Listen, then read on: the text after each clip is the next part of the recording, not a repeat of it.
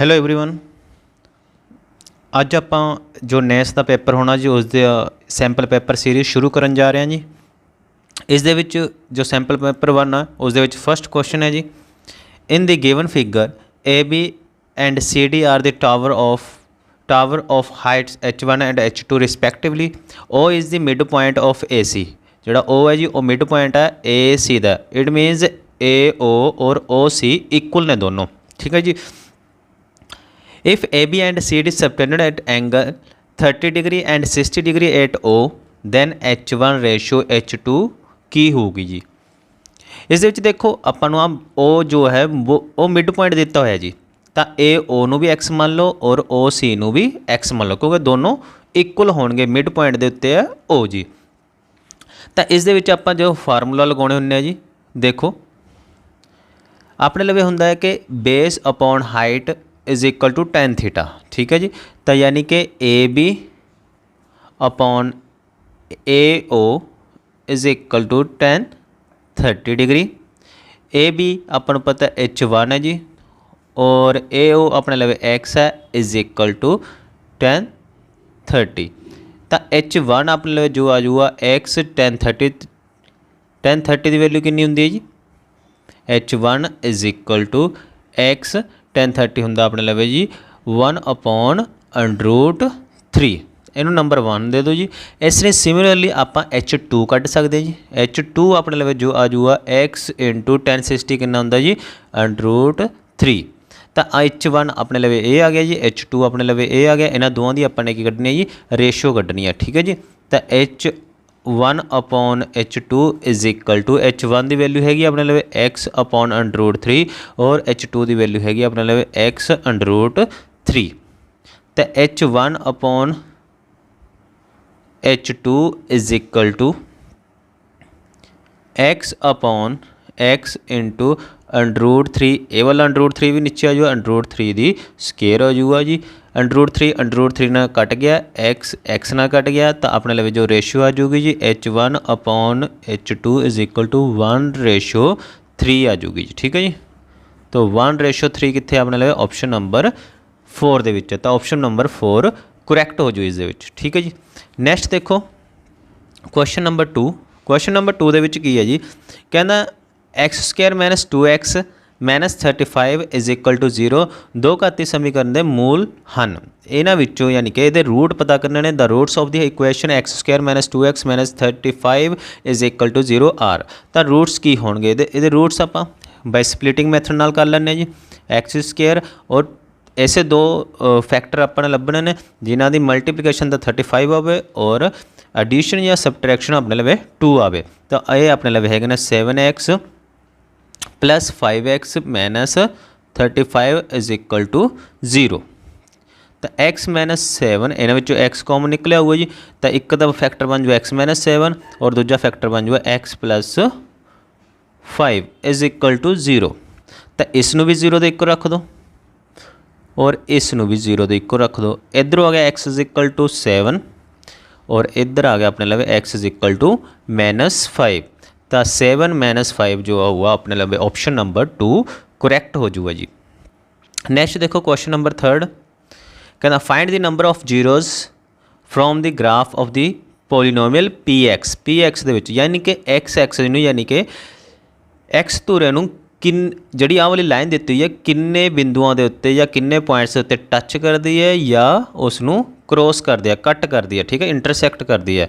तो आप देखांगे कि ये वाली लाइन एक्स एक्सिस नूं या एक्स धुरे नूं किन्ने बिंदुओं ते कट करती है, किसी बिंदु उत्ते कट नहीं करती। तो नंबर ऑफ जीरोज़ जो होणगियां वो 0 ही होणगियां। तो ऑप्शन नंबर ए करैक्ट हो जू इस दे विच। नैक्सट देखो जी question number 4। If the area of the equilateral triangle is 16/3 centimeter square, then the perimeter of the triangle is। perimeter की हुआ, perimeter की हुंदा जी sum of 3 side of the triangle। तो आपां नूं पता है कि जिहड़ी इक्विलेटरल ट्रायंगल हुंदी आ उहदा जो जिहड़ा एरिया हुंदा आ वो एरिया दा फार्मूला की हुंदा √3/4 साइड दी स्केयर। यानी कि साइड अगर मैं ए मान लवां इक्विलेटरल ट्रायंगल दी तो ए दा स्केयर इज इक्वल टू आपां नूं एरिया ना एरिया कितना दिता है 16/3। तो उसके इक्वल रखता अपन ने। तो इसका मतलब की होया √3 ना कट गया। ए स्केयर इज इक्वल टू 16 × 4, ये अपने लवे आ गया 64। तो ए स्केयर इज इक्वल आ गया 64 और ए अपने लवे आ जाऊगा 8।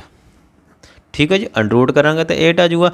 हुण ए आई है अपने लवे वन साइड, एक साइड आई है। तो इसी तरह इक्वलेटर ट्रायंगल दी 3 साइड्स होंगे और 3 साइड ही इक्वल होंगे। तो इन्हां दा सम करो तो अपने लवे आ जाऊगा 8, 16 और 24। तो ऑप्शन नंबर 3 करैक्ट हो जू इस दे विच। ठीक है जी। नैक्सट देखो जी, question number 5, 3n - 2 upon n 1 + 2 + 3 up to so n तक सम करना। ਮੁੱਲ ਦੱਸੋ ਜਿੱਥੇ n ਦੀ ਧਨਾਤਮਕ ਸੰਪੂਰਨ ਸੰਖਿਆ ਹੈ। यानी कि इन्होंने सारिਆਂ ਦਾ ਆਪਾਂ ਨੇ ਇਹਨੂੰ ਸੋਲਵ ਕਰਨਾ और where n is a positive integer आई अपने लवे। तो इसनों आप जो सोल्व करांगे जी 3n एज इट इज़ रखो -2 upon n उसी तरह रखो जी। और ਇਹਦਾ ਆਪਾਂ ਨੂੰ पता कि sum of n numbers n integer का जो सम ਹੁੰਦਾ जी वो कितना ਹੁੰਦਾ जी, वो ਹੁੰਦਾ n +1 upon 2। ठीक है जी। तो ये सम होंगे 2 ना कट हो गया, n ना कट हो गया जी। तो अपने लगे आ गया 3n - n + 1 बच गया अपने लगे। तो हुण आपां की करांगे जी, ब्रैकेट ओपन कर देंगे जी। तो n अपने लगे 3n दे विचों n कड्ढीए तो 2n - 1 अपने लगे आंसर आ जाए ऑप्शन नंबर 3 करैक्ट हो जू इस दे विच। ठीक है जी। नैक्सट है जी question number 6, the following table gives the marks of the obtained by the 80 students in a test the median class is। इसकी मीडियन क्लास यानी कि ये किहड़ी मीडियन क्लास के मीडियन लाई करूगा अपने लगे। ठीक है जी, वो वाला दसना अपने। तो आपको पता कि आह वाले की है टोटल नंबर ऑफ स्टूडेंट्स ने। टोटल नंबर ऑफ स्टूडेंट्स नू 2 नाल डिवाइड कर दो यानी कि 80 upon 2 कितना आ गया 40 आ गया। तो 40 देखो ये कित्थे लाई करता है, इस नहीं यानी कि जी आप कम्यूटेटिव फ्रीकुएंसी कड्डांगे उस दे विच जी। ठीक है जी। तो एज इट इज़ इनू पहला 3 दे विच 9 आप ऐड करिए 12 दे विच 15 ऐड करिए 27 दे विच 30 ऐड करिए 57 दे विच 18 ऐड करिए 75 और 75 दे विच 5 ऐड करिए तो 80। ये उन्ना ही सम बनूगा जिन्ने टोटल स्टूडेंट होणगे जी।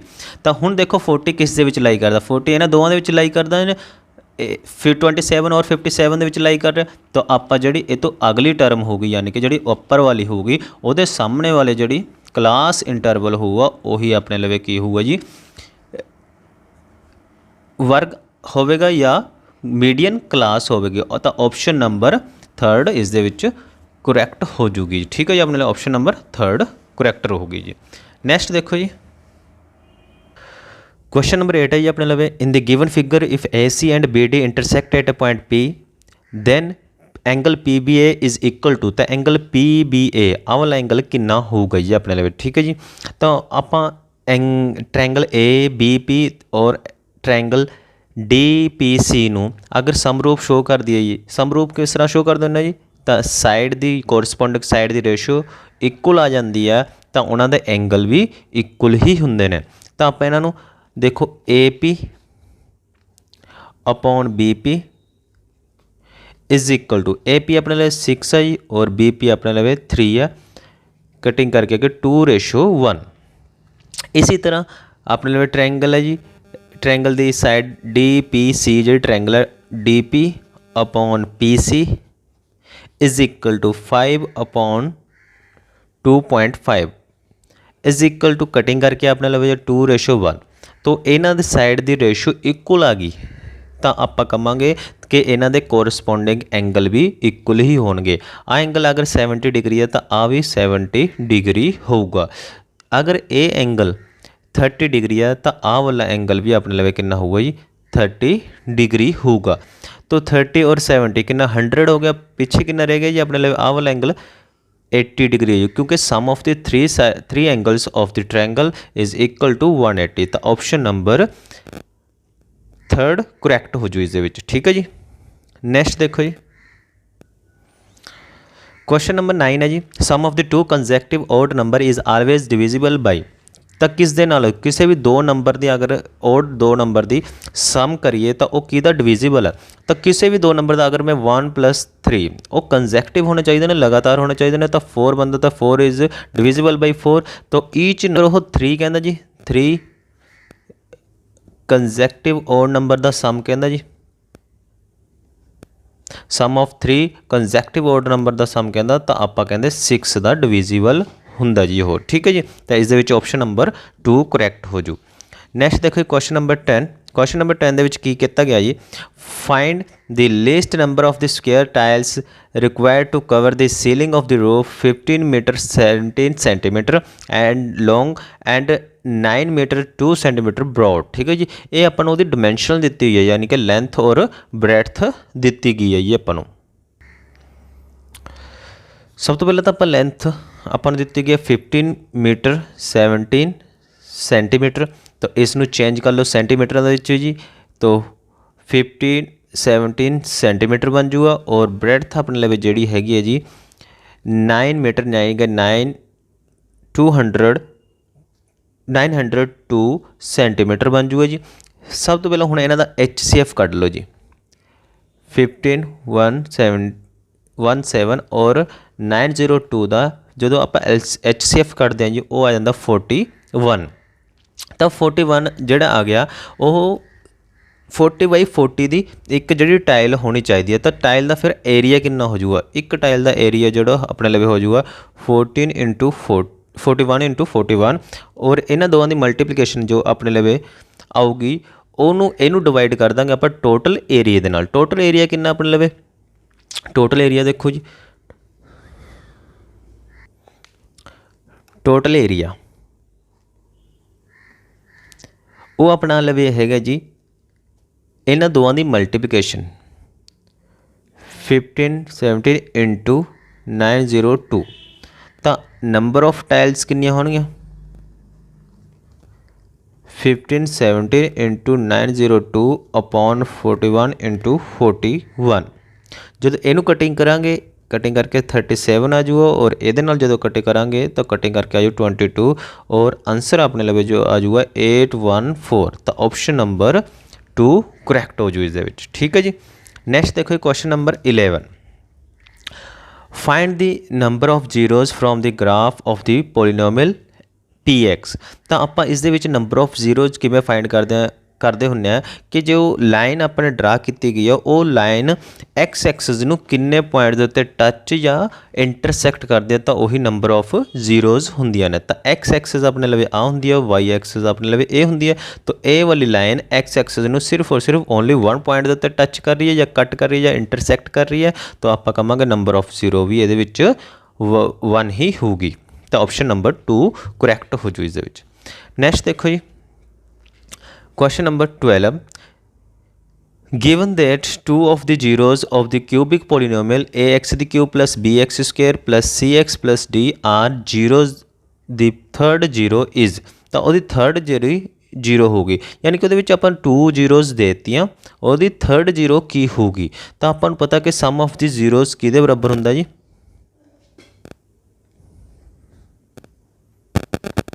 -b/a। ਦੋ ਤਾਂ ਆਪਾਂ ਨੂੰ ਦੇ ਦਿੱਤੀਆਂ ਜੀ, ਥਰਡ ਆਪਾਂ ਮੰਨ ਲੈਂਦੇ ਹਾਂ ਗੈਮਾ ਇਜ਼ ਇਕੁਅਲ ਟੂ -b/a। ਤਾਂ ਗੈਮਾ ਇਜ਼ ਇਕੁਅਲ ਟੂ -b/a ਹੋਊਗੀ। ਤਾਂ option number A he correct ਹੋ ਜੂ ਇਸ ਦੇ ਵਿੱਚ। ਠੀਕ ਹੈ ਜੀ, ਨੈਕਸਟ ਦੇਖੋ ਕੁਐਸਚਨ ਨੰਬਰ 13। ਕਹਿੰਦਾ for what value of the p pair of the linear equation will be unique solution. Unique solution ਦੇ ਵਿੱਚ ਆਪਣੇ ਲਈ ਆਪਸ਼ਨ ਜਿਹੜੀ ਹੁੰਦੀ ਹੈ ਜੀ ਉਹ ਇਹ ਹੁੰਦੀ ਹੈ a1/a2 इज इक्वल टू नहीं ਹੁੰਦਾ b1/2 b2 और c1/c2। ठीक है जी, ये इक्वल होवे चाहे ना होवे लेकिन ए वाली चीज़ इक्वल नहीं होनी चाहिए। ठीक है जी, तो इस देख लेंगे 4/2 is equal does not is equal to p/2। Cross multiply कर दो जी, 2p हो गया अपने लिए is equal to 4 × 2 p does not is equal to 4 × 2/2 2 नाल कट गए p does not is equal to 4। तो ऑप्शन नंबर 2 ਕਰੈਕਟ ਹੋ ਜੂ ਇਸ ਦੇ ਵਿੱਚ। ਠੀਕ ਹੈ ਜੀ। ਨੈਕਸਟ ਦੇਖੋ ਜੀ,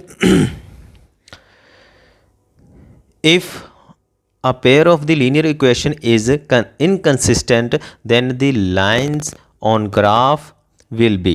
ਤਾਂ ਇਨਕਨਸਿਸਟੈਂਟ ਕਦੋਂ ਹੁੰਦੇ ਨੇ? ਜਦੋਂ ਕਿਸੇ ਵੀ ਲਾਈਨ ਦਾ ਕੋਈ ਸੋਲੂਸ਼ਨ ਨਹੀਂ ਹੁੰਦਾ, ਯਾਨੀ ਕਿ ਜਦੋਂ ਲਾਈਨਸ ਪੈਰਲਰ ਹੁੰਦੀਆਂ ਨੇ ਤਾਂ ਆਪਾਂ ਉਸ ਟਾਈਮ ਕਹਿੰਦੇ ਹਾਂ ਕਿ ਇਹ ਲਾਈਨ ਜੋ ਨੇ ਇਨਕਨਸਿਸਟੈਂਟ ਹੈਗੀਆਂ ਨੇ। ਠੀਕ ਹੈ ਜੀ।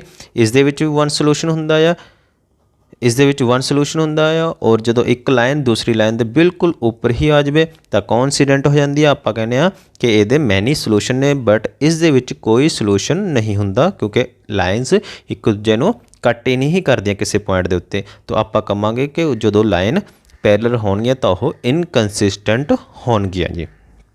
ਤਾਂ ਆਪਸ਼ਨ ਨੰਬਰ 2 ਕਰੈਕਟ ਹੋ ਜੂਗੀ। ਨੈਕਸਟ ਦੇਖੋ ਜੀ,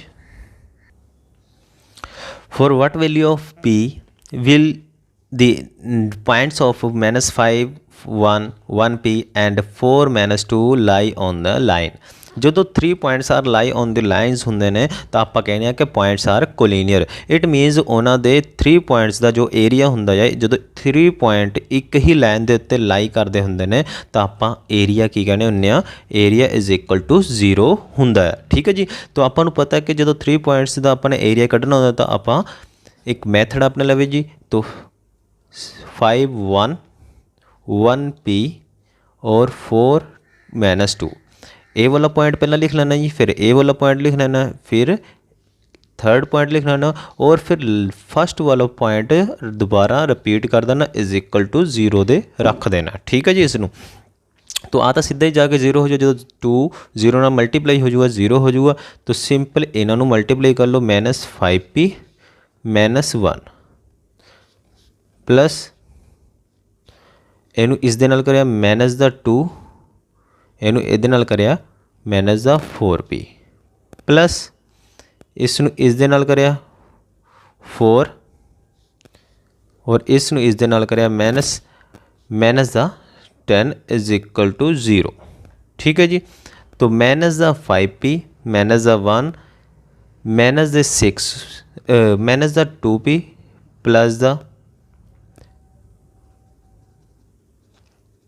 माइनस द ही 2 हुआ, माइनस द ही 4p हुआ, प्लस 10 ਦੇ ਵਿੱਚੋਂ 4 ਕੱਢੀਏ -6 इज इक्वल टू 0। ठीक है जी। माइनस ਦੇ 5p ਨੇ, माइनस ਦੇ 4p ਨੇ, माइनस ਦੇ हो गए जी 9p। उस तो बाद 2p और 1p और माइनस ਦੇ 6p ने, ये भी कितने हो गए जी माइनस ਦੇ 9p। तो p is equal to -9p is equal to 9 उधर चला गया जी, प्लस द 9 हो जाऊगा, p is equal to 9 upon -9 cutting करके -1, p इज इक्वल टू -1 अपने लिए ऑप्शन करैक्ट हो जूगी। तो ये पिया जी ऑप्शन नंबर 3 दे विच, तो 3 करैक्ट हो जूगी।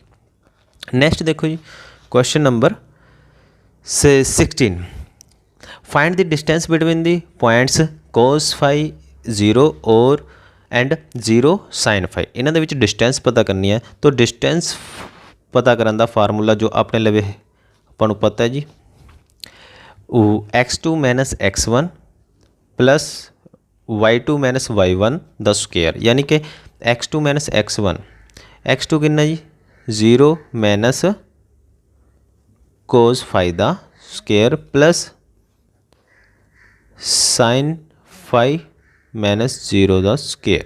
ये आ जूगा अपने लवे। इस तो बाद जी अपने लवे ब्रैकेट ਦੇ ਵਿੱਚ ਕੀ ਰਹਿ ਗਿਆ ਜੀ ਆਪਣੇ ਲਵੇ cos square phi plus sin square phi ਰਹਿ ਗਿਆ ਆਪਣੇ ਲਵੇ। ਇਹ ਕਿੰਨਾ ਹੁੰਦਾ ਜੀ √1 ਆਨਸਰ ਆ ਜੂਗਾ ਆਪਸ਼ਨ ਨੰਬਰ 2 ਕਰੈਕਟ ਹੋ ਜੂ ਆਪਣੇ ਲਵੇ। ਠੀਕ ਹੈ ਜੀ। ਨੈਕਸਟ ਦੇਖੋ question number 17, if the cone of same diameter and height has been curved out of the solid cylinder then the volume of the remaining solid, ठीक है, विल बी की होगा। तो आप पहला सिलेंडर का वॉल्यूम लिख लेना। सिलेंडर का वॉल्यूम जो होंगे जी वो अपने लिए होंगे πr²h। ये आप कौन का वॉल्यूम माइनस कर दें जी 1/3 πr²h। ठीक है जी।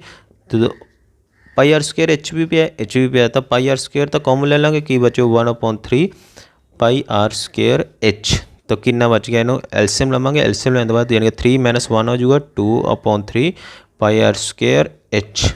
तो ऑप्शन नंबर 3 इस दे विच करैक्ट हो जू। ठीक है जी। नैक्सट देखो जी question number 18, the median of the first 10 prime number, पहले 10 प्राइम नंबर का अपने मीडियन फाइंड करना जी। तो इस दे विच देखो पहले 10 प्राइम नंबर किहड़े ने जी, 2 3 5 7 11 13 17 19 23 21 1 2 3 4 5 6 7 8 9 10 हो गई जी। ठीक है जी। उस तो बाद आपने पता करना मीडियन, तो आपको पता कि टोटल नंबर किन्ने ने जी 10 ने, यानी कि ईवन प्राइम नंबर ने। तो 4 इधरों और 4 ही लास्ट दे विचों आपां छड्ड दांगे जी। और लास्ट दे विच जिहड़े बच गए अपने लिए 2, इन्हां दोवां दा सम अपॉन 2 कर दो जी, ये अपने लिए मीडियन आ जाऊगा जी। 24/2 कटिंग करके आ गया 12। तो ऑप्शन नंबर 2 करैक्ट हो जी इस विच। ठीक है जी। नैक्सट देखो जी question number 19, expressed 0.001 is a fraction in simplest form, simplest form दे विच और इनू फ्रैक्शन दे विच शो करना। ठीक है जी। तो इसका एक सिंपल मैथड हुंदा जी। तो पहला तो जिहड़ा नंबर आपां दिता है उन्होंने एज इट इज़ लिख लो विदाउट बार एंड डेसीमल। तो विदाउट बार और डेसीमल तो जो पॉइंट लिखने आपां 1 ही रह जाऊगा। ठीक है जी। 1 तो अगे 0 का कोई मतलब ही नहीं, तो 1 ही रह जू। माइनस वो वाले नंबर घटा दो, ये उन्ने नंबर घटा दो जोड़े बिना बार तो ने, बिना बार तो ये कोई नंबर नहीं, सिर्फ 0 या 0 माइनस कर दें आप। और नीचे नंबर जोड़ा लिखना होंदा वो लिखना होंदा जी जिन्ने दे उत्ते बार उन्ने 9 लगा दो। किन्ने दे उत्ते बार जी 1 2 3, 3 दे उत्ते 12 3 9 लगा दो। और जो बिना बार वाले होंदे ने यानी कि पॉइंट तो बाद जेडे बिना बार वाले होंदे ने उन्हां दे उन्हां दे नंबरां दी थां ते 0, यानी कि इस दे विच बिना बार पॉइंट तो बाद बिना बार वाला कोई नंबर ही नहीं हैगा, तो 0 लगाउण दा मतलब नहीं, तो 1/999। तो ये वाली ऑप्शन नंबर 4 करैक्ट हो जी। इस जी शॉर्टकट मैथड आ। एक आप 9th दे विच कर देंगे दी उस तरह भी कर सकते हैं, बट वो बहुत लॉन्ग मैथड बन जाता। ठीक है जी। MCQ दे विच लॉन्ग मैथड नहीं चलते जी। तो क्वेश्चन नंबर 20 देखो जी नैक्सट, कहता which of the following is cubic binomial, कि तो पावर उसकी 3 हो, क्यूबिक का मतलब पावर 3 हो, 3 घाती का मतलब 3 पावर हो और 2 पदी हो, यानी कि बाइनोमियल हो। बाइनोमियल का मतलब उस सिर्फ और सिर्फ 2 टर्म हो। देखो क्यूबिक तो सारिया ने लेकिन 2 टर्म वाली सिर्फ और सिर्फ ए पी है x³ - 1, तो ए वाली ऑप्शन करैक्ट हो जूगी। नैक्सट देखो 21, which of the flowing graph is line will be pass through the origin, इन्हां विचों किहड़ी लाइन है जो 0 0 दी पास कर रही है। ठीक है जी। तो फस्ट वैल्यू होंगी है एक्स की, सैकेंड वैल्यू होंगी है वाई की। तो जो आप पास करवावांगे अगर एक्स की थां ते 0 भरन नाल और वाई की थां ते 0 भरन नाल राइट साइड दे इक्वल आ गई, तो आप कहांगे कि ये वाला पॉइंट है जो 0 0 है उस पॉइंट के उत्ते लाई करता है, या ये पॉइंट दे विच दी वो लाइन पास करती है। तो इस दे विच अगर मैं 0 0 भरदा तो 0 = 4 नहीं, ये तो हो नहीं सकती हैगी। 0 - 0 0 ही हुआ, तो 2 दे इक्वल नहीं हो सकती 0। इस दे विच भी अगर भरांगे 9 दे इक्वल तो 0 0, तो ऑप्शन नंबर 4 ही करैक्ट हो, क्योंकि 0 - 0 0 और इज इक्वल टू 0 ही है राइट साइड पर भी, तो आप कहांगे ऑप्शन नंबर 4 करैक्ट हो जू इस दे विच। नैक्सट देखो जी question number 22, which statement is true, इन्हां विचों किहड़ी स्टेटमेंट ट्रू है। कहना a triangle can have 2 right angle, एक ट्रायंगल दे 2 राइट एंगल होंदे ने, नहीं कदे नहीं हो सकते, क्योंकि जी 3 एंगल का सम ही 180 होंदा है, तो 2 एंगल का सम तो 180 बन गया, तो 3rd एंगल का फिर कुछ बनया नहीं, इसका मतलब ट्रायंगल ही नहीं हैगी। तो ऑप्शन नंबर 2 देखते हैं, अ triangle can have 2 obtuse angle, 2 obtuse angle कदे नहीं हो सकते जी एक ट्रायंगल दे। 3rd ऑप्शन देखते हैं, अ triangle can have 2 acute angle, 2 acute angle हो सकते हैं। ठीक है जी। तो ऑप्शन नंबर 4 भी देख लें, the exterior angle of the triangle then either of the interior opposite angle. ठीक है ना। कहना जो exterior angle of the triangle हुआ उरे कटिंग हुई है जी ਉਰੇ ਹੈਗਾ ਜੀ is less than either of the interior opposite angle. Interior opposite angle ਤੋਂ ਕਦੇ ਨਹੀਂ ਛੋਟਾ ਹੁੰਦਾ, ਕਿਉਂਕਿ ਜੇ ਜਿਹੜਾ ਐਕਸਟਰਨਲ ਐਂਗਲ ਹੁੰਦਾ ਜਾਂ ਉਹ always sum of the opposite angle ਹੁੰਦਾ ਜਾਂ ਜੋ ਇੰਟੀਰੀਅਰ ਦੇ ਵਿੱਚ ਹੁੰਦੇ ਨੇ ਟ੍ਰਾਇੰਗਲ ਦੇ। ਤਾਂ ਇਹ ਵੀ ਆਪਸ਼ਨ ਇਨਕਰੈਕਟ ਹੋ ਜਾਊਗੀ। ਤਾਂ ਆਪਸ਼ਨ ਨੰਬਰ ਜਿਹੜਾ ਕਰੈਕਟ ਹੈ ਜੀ ਉਹ ਥਰਡ ਹੀ ਆਪਸ਼ਨ ਸਹੀ ਹੈ ਆਪਣੇ ਲਵੇ। ਨੈਕਸਟ ਦੇਖੋ ਜੀ question number 23। In triangle ABC if D is the midpoint of BC and E is the midpoint of AD then area of the triangle BED is equal to ਕਿਸ ਦੇ equal ਹੋਊਗਾ ਜੀ, ਇਹ ਵਾਲਾ ਆਪਾਂ ਨੇ ਦੱਸਣਾ ਜੀ। ਤਾਂ ਇਸ ਦੇ ਵਿੱਚ ਦੇਖਾਂਗੇ ਆਪਾਂ ਇੱਕ ਟ੍ਰਾਇੰਗਲ ਪਹਿਲਾਂ ਬਣਾ ਲੈਂਦੇ ਹਾਂ ਜੀ। ਜਦੋਂ ਆਪਾਂ ਟ੍ਰਾਇੰਗਲ ਬਣਾਉਂਦੇ ਹਾਂ ਆਪਾਂ ਨੂੰ ਦਿੱਤੀ ਹੋਈ ਹੈ ਟ੍ਰਾਇੰਗਲ ABC ਟ੍ਰਾਇੰਗਲ ਦਿੱਤੀ ਹੋਈ ਆ। If D is the midpoint of BC the mid point D ਹੈ ਜੀ, ਆਪਾਂ ਇਸ ਦੇ ਵਿੱਚ ਡਰਾ ਕਰ ਦਿੰਦੇ ਹਾਂ। And E is the mid point of AD। ਦੇਖੋ ਜਦੋਂ ਆਪਾਂ ਇਹਨੂੰ ਹਾਫ ਕਰ ਦਿੰਦੇ ਇਸ ਦਾ ਮਤਲਬ ਇਹ ABC ਦਾ ਆਹ ਵਾਲੀ ਟ੍ਰਾਇੰਗਲ ਵੀ ਹਾਫ ਆ, ਆਹ ਵਾਲੀ ਟ੍ਰਾਇੰਗਲ ਵੀ ਹਾਫ ਹੈ। ਹੁਣ ਅਗਰ ਮੈਂ ਇਹਦਾ ਹਾਫ ਕਰ ਦੇਵਾਂ E ਇਜ਼ ਇਕੁਅਲ ਟੂ ਇਹਦਾ AD ਦਾ ਮਿਡ ਪੁਆਇੰਟ E ਹੈ ਜੀ, ਜਦੋਂ ਇਹਨੂੰ ਮੈਂ ਮਿਲਾ ਦੂੰਗਾ ਤਾਂ ਜਿਹੜੀ ਟ੍ਰਾਇੰਗਲ BED ਹੋਊਗੀ ਇਹ ਔਰ ABE ਇਹ ਇਹਨਾਂ ਦਾ ਇਹ ਵਾਲੀ ਪੂਰੀ ਟ੍ਰਾਇੰਗਲ ਦਾ ਹਾਫ ਹੋ ਜਾਊਗਾ। ਤਾਂ ਇਸ ਦਾ ਮਤਲਬ ਇਹ ਵਾਲੀ ਟ੍ਰਾਇੰਗਲ ਔਰ ਇਸੇ ਤਰ੍ਹਾਂ ਅਗਰ ਮੈਂ ਹਾਫ ਕਰ ਲਵਾਂ ਤਾਂ 4 ਹਿੱਸੇ ਇਕੁਅਲ ਬਣਦੇ ਨੇ। ਤਾਂ ਜੋ ਵੀ ਆਪਾਂ ਟ੍ਰਾਇੰਗਲ ਲਵਾਂਗੇ BED ਲੈਂਦੇ ਹਾਂ ਤਾਂ ਇਹ 1/4 ਹੋਊਗੀ ਕਿਹਦਾ ਟ੍ਰਾਇੰਗਲ ਦਾ ABC ਦਾ ਆਪਣੇ ਲਵੇ 4 ਹੋ ਜਾਊਗਾ। ਤਾਂ ਆਪਸ਼ਨ ਨੰਬਰ ਥਰਡ ਆਪਣੇ ਲਵੇ ਕਰੈਕਟ ਹੋ ਜੂ ਇਸ ਦੇ ਵਿੱਚ, ਠੀਕ ਹੈ ਜੀ। ਨੈਕਸਟ ਦੇਖੋ ਕੁਐਸਚਨ ਨੰਬਰ 24।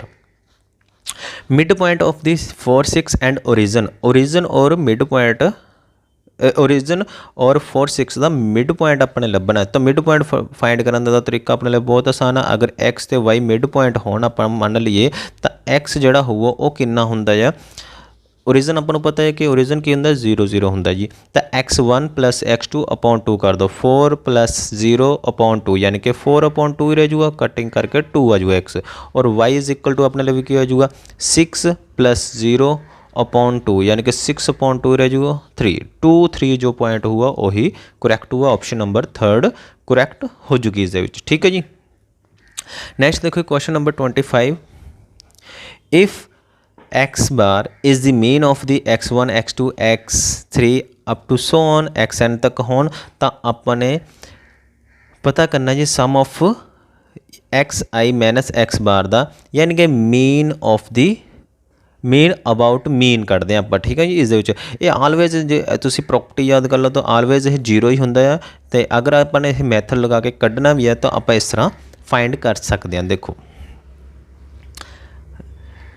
1 तो लेके n तक का ये एक्स आई माइनस एक्स बार अपने लिए, तो जो सिग्मा या वो कल्ले कल्ले उत्ते कर लो जी आप x i minus sigma i 1 to लेके n तक एक्स बार, ठीक है जी।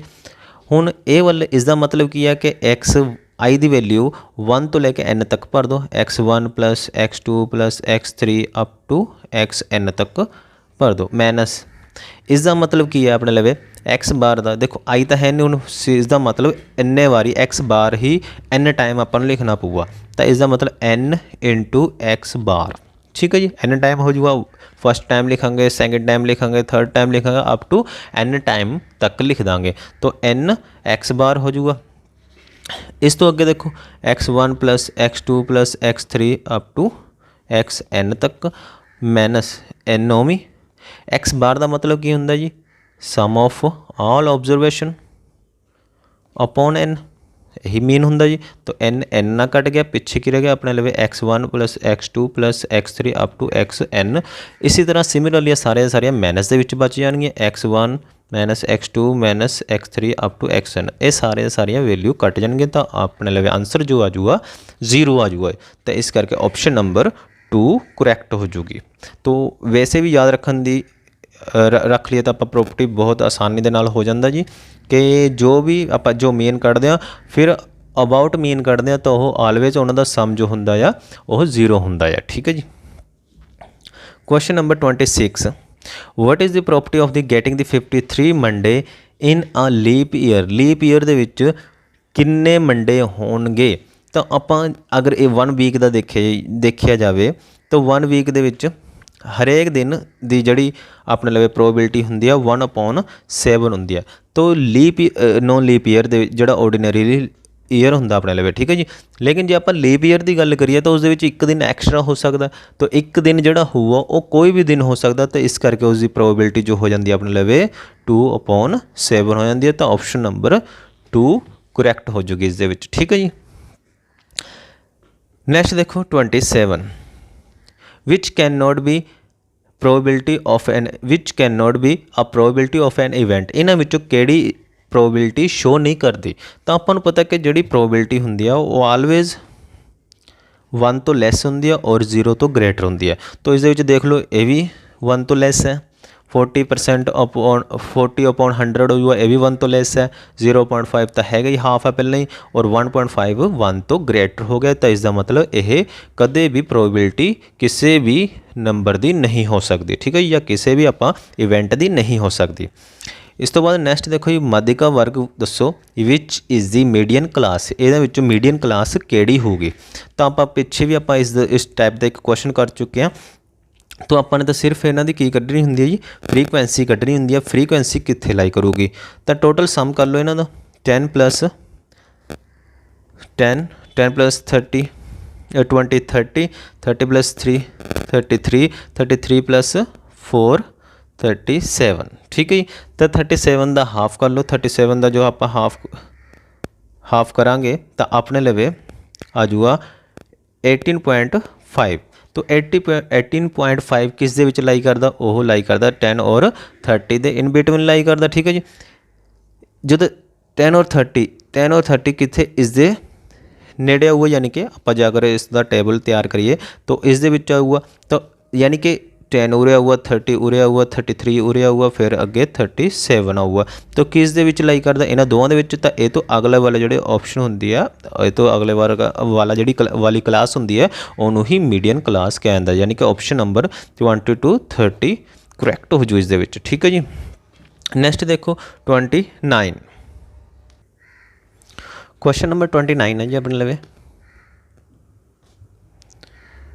If a² + b² x² + 2ac + bd x + c² + d = 0 has equal roots. जो इक्वल रूट्स होंगे ने किसी भी क्वाड्रेटिक इक्वेशन दे, तो आप कहने होंगे कि d = 0 according to discriminant formula. तो जो d = 0 इट मीनस d किस दे इक्वल होंगे जी, b² - 4ac = 0 हुआ। तो b की होंगे अपने लवे कोफिशिएंट ऑफ x होंगे जी, और a की होंगे अपने लवे कोफिशिएंट ऑफ x² होंगे, और c की होंगे अपने लवे कॉन्स्टेंट टर्म होंगी है अपने लवे। तो b की वैल्यू आप देख लें, b मतलब कोफिशिएंट ऑफ x। तो आप इसकी वैल्यू भर देंगे 2 ब्रैकेट दे विच ac + bd अपने लवे जी, इसका स्केयर जी -4 a कितना अपने लवे जी a² + b², और अपने लवे c कितना अपने लवे c² + d² = 0 अपने लवे हैगी है। हुण इसनूं आपां सोल्व कर लैंदे, सोल्व करके जो आंसर आऊगा अपने लवे उसकी वो अपनी ऑप्शन करैक्ट हो जूगी जी, ठीक है जी। तो इसका मतलब स्केयर होल स्केयर खोलना, 2 का भी स्केयर हो जाऊगा, और आप पूरे पूरे ब्रैकेट का भी स्केयर हो जाऊगा। जो 2 का स्केयर करांगे 4 हो जाऊगा जी, और इसका जो स्केयर करांगे ac + bd का होल स्केयर -4 a² + b² और c² + d² = 0 है। इसका पहला होल स्केयर कर दो जी, होल स्केयर करके आप फिर 4 नूं अंदर मल्टीप्लाई कर देंगे जी। 4 ac का स्केयर यानी कि a का स्केयर c का स्केयर + b का स्केयर यानी कि b का स्केयर d का स्केयर + 2ac bd। उस तो बाद अपने लवे a वाले आ गए जी -4, इन्हों मल्टीप्लाई कर दो, a की स्केयर c की स्केयर और a की स्केयर d की स्केयर, फिर प्लस b की स्केयर c की स्केयर प्लस b की स्केयर d की स्केयर = 0 आ। हुण अंदर इनसाइड आप मल्टीप्लाई कर सकते हैं जी इन्हों सारिਆਂ ਨੂੰ। तो अपने लवे आ जाओ 4a² c² plus 4b² d² plus 8abcd इनू रीअरेंज करके लिख सकते हैं आप, ठीक है जी। Minus 4a² c² minus 4a² d² minus 4b² c² minus 4b² d² is equal to 0 है, ठीक है जी। तो हुण जो कटिंग हो रही है कटिंग कर दो जी। ए सी अपने लवे इधर भी पिया, ए सी इस साइड भी पिया, यानी कि एक प्लस का पिया एक माइनस का पिया, कटिंग कर दो। 4b² d² 4b² d² अपने लवे ए पिया, यदी कटिंग होगी। जो बच गया अपने लवे लिख लो जी, अपने लवे एक पहला स्क्वेयर वाली चीज़ें लिख लो जी। माइनस 4a² और d² minus 4b² c² plus 8abcd is equal to 0 अपने लवे बच गया। हुण माइनस कॉमन ले सकते आप इस दे विच, ठीक है जी, या 4 भी कॉमन ले सकते हैं डायरैक्ट। आप 4 ही कॉमन ले लो, माइनस का 4 जो कॉमन लेता अपने सारे दे विचों, तो की रह गया a² d² plus b² c² और माइनस 2abcd रह जू abcd अपने लवे बाकी बच जाता जी, ठीक है जी। 4 नूं इधर ले जाके 0 कर दो, तो a² d² plus b² c² minus 2abcd is equal to 0। ये अपने लिए की बन गया जी, होल स्क्वेयर बन गया किहदा जी, A D plus minus minus है जी माइनस बी सी का whole square is equal to 0। तो 2 ਨੂੰ उधर लेके जाऊँगा अंडर बन जाओ 0 का अंडर 0, यानी कि A D minus B C is equal to 0 और ए डी बी सी उधर लेके जाऊँगा बी सी के इक्वल आ जाऊगा। तो ये अपने लवे जी ऑप्शन है जी, option number equal to B C अपने लवे ऑप्शन नंबर फर्स्ट करैक्ट हो जू, ठीक है जी। अपने लवे आया C A D is equal to B C, तो ऑप्शन नंबर 1 करैक्ट हो जू इस, ठीक है जी। नैक्सट देखो जी क्वेश्चन नंबर 30। क्वेश्चन नंबर 30 ਦੇ ਵਿੱਚ ਆਪਣਾ ਲਵੇ ਜੀ, in given figure A B is a diameter of the circle with centre O. Centre ਆਪਣਾ ਲਵੇ ਓ ਦਿੱਤਾ ਹੋਇਆ ਜੀ। If O D is equal to B D is equal to O B, ਠੀਕ ਹੈ ਜੀ। ਇਹ ਸਾਰੇ ਇਕੁਅਲ ਨੇ ਜੀ, ਆਹ ਵਾਲੀ ਸਾਈਡ ਆਹ ਵਾਲੀ ਸਾਈਡ ਆਹ ਵਾਲੀ ਸਾਈਡ ਔਰ ਆਹ ਵਾਲੀ ਸਾਈਡ ਸਾਰੇ ਇਕੁਅਲ ਨੇ। ਤਾਂ then C D perpendicular to A B है, सी डी जी परपेंडिकुलर टू ए बी है, ठीक है जी। एंगल सी ए बी पता करना अपने, आ वाला एंगल फाइंड करना। हुण तुसीं देखो अगर ये वाले सारिया साइडां इक्वल ने तो ईच एंगल 60 डिग्री का होऊगा है ना जी,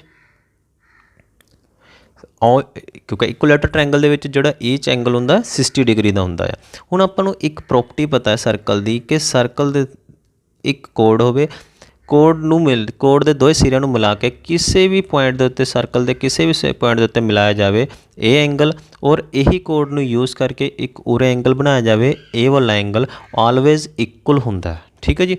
तो हुण अगर मैं ये वाली कोड बना ला जी, उरे कोड बना ला सी बी का कोड बना ला, तो जेड़ा एंगल ए वाला होऊगा अपने लवे और जो एंगल आ वाला होऊगा अपने लवे, ठीक है, इसका मतलब इक्वल होणगे। हुण आ वाली सी डी परपेंडिकुलर है तो आ वाला एंगल किन्ने दा बन जूगा 30 डिग्री का, क्योंकि हाफ कर रहा है इसनूं एंगल नूं, ठीक है जी। 30 का ही ये होऊगा, 30 का ही आ वाला होऊगा अपने लवे, टोटल 60 डिग्री का। तो इसका मतलब जिन्ना एंगल आ वाला होऊगा अपने लवे उन्ना ही यह वाला होऊगा 30 डिग्री का ही एंगल ये हो जूगा। तो ऑप्शन नंबर ए इस दे विच करैक्ट हो जूगी, ठीक है जी। नैक्सट देखो जी क्वेश्चन नंबर 31 है जी अपने लवे, mean of the 100 numbers was found to be 50, but later on it was observed that one of the number 150 was wrongly taken as 50. The correct mean is, इस पहला 50 है जी, 50 की थां ते 150 लिखा गया, पंजाबी दे विच बिल्कुल सही लिखा गया जी। तो इस दे विच बाय मिसटेक थोड़ा जिहा होया, means of 100 numbers were found to be. ਆਪਾਂ ਨੂੰ पता है कि सम किवें निकलदा ਹੁੰਦਾ, टोटल नंबर का जिहड़ा सम ਹੁੰਦਾ मीन किहदे बराबर ਹੁੰਦਾ जी, मीन ਹੁੰਦਾ अपने लवे सम अपॉन टोटल नंबरस, यही ਹੁੰਦਾ जी अपने लवे। तो आ वाला सम किवें निकलूगा, मीन और नंबर की मल्टीप्लीकेशन कर दो, मीन अपने लवे कितना जी 50 है और नंबर अपने लवे 100 ने, तो टोटल अपने लवे कितना हो जाऊगा 5000 हो जाऊगा अपने लवे, ठीक है जी। तो इस दे विच जिहड़ा आ गया अपने लवे सम आ गया। हुण देखो 50 की थां ते 150 लिखा गया, तो इस दे विच जदों ਰੋਂਗ ਲਿਖਿਆ ਜਾਵੇ, ਯਾਨੀ ਕਿ ਜਿਹੜਾ ਰੋਂਗ ਲਿਖਿਆ ਗਿਆ ਆਪਣੇ ਲਈ 150 ਲਿਖਿਆ ਗਿਆ, ਉਸ ਦੇ ਵਿੱਚ ਜਿਹੜਾ ਨੰਬਰ ਹੈ ਨਾ ਉਹ ਮਾਈਨਸ ਕਰ ਦਿਓ। ਕਿੰਨੇ ਦਾ ਡਿਫਰੈਂਸ ਉਹ ਦੇਖ ਲਓ, 150 ਤੇ 50 ਦੇ ਵਿੱਚ ਡਿਫਰੈਂਸ ਕਿੰਨਾ 100 ਦਾ। ਹੁਣ 100 ਇਹਦੇ ਵਿੱਚ ਐਡ ਕਰਨਾ ਜਾਂ ਸਬਟਰੈਕਟ ਕਰਨਾ, ਯਾਨੀ ਘਟਾਉਣਾ ਜਾਂ ਇਹਦੇ ਵਿੱਚ ਐਡ ਕਰਨਾ, ਉਹ ਕਿਵੇਂ ਪਤਾ ਲੱਗੂਗਾ ਜੀ?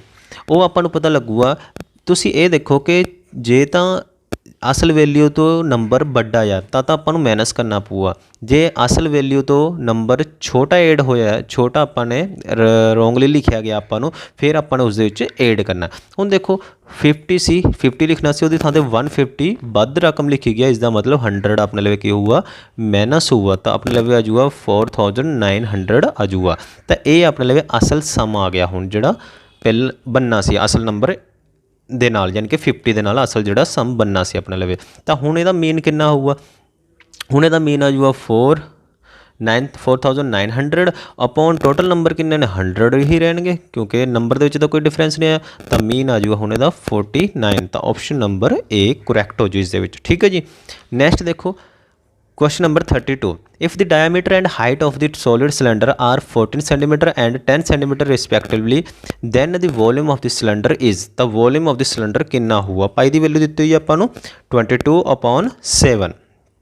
ਤਾਂ ਆਪਣੇ ਲਈ ਡਾਇਆਮੀਟਰ ਦਿੱਤਾ ਹੋਇਆ ਆਪਾਂ ਨੂੰ 14 ਸੈਂਟੀਮੀਟਰ। ਡਾਇਆਮੀਟਰ ਮਤਲਬ ਪੂਰਾ ਵਿਆਸ ਦਿੱਤਾ ਗਿਆ ਆਪਾਂ ਨੂੰ, ਠੀਕ ਹੈ ਨਾ, ਉਸ ਬੇਲਨ ਦਾ। ਤਾਂ ਇਸ ਦਾ ਮਤਲਬ ਆਰ ਕੱਢ ਲਓ ਆਪਣੇ ਲਈ 14/7 14/2 ਆਪਣੇ ਲਵੇ ਆ ਜਾਊਗਾ 7 ਸੈਂਟੀਮੀਟਰ ਆਪਣੇ ਲਵੇ ਰੇਡੀਅਸ ਆ ਗਿਆ ਆਪਣੇ ਲਵੇ। ਠੀਕ ਹੈ ਜੀ। ਤਾਂ ਇਹ ਹੋਰ ਹਾਈਟ ਆਪਣੇ ਲਵੇ ਦਿੱਤੀ ਹੋਈ ਹੈ 10 ਸੈਂਟੀਮੀਟਰ। ਠੀਕ ਹੈ ਜੀ।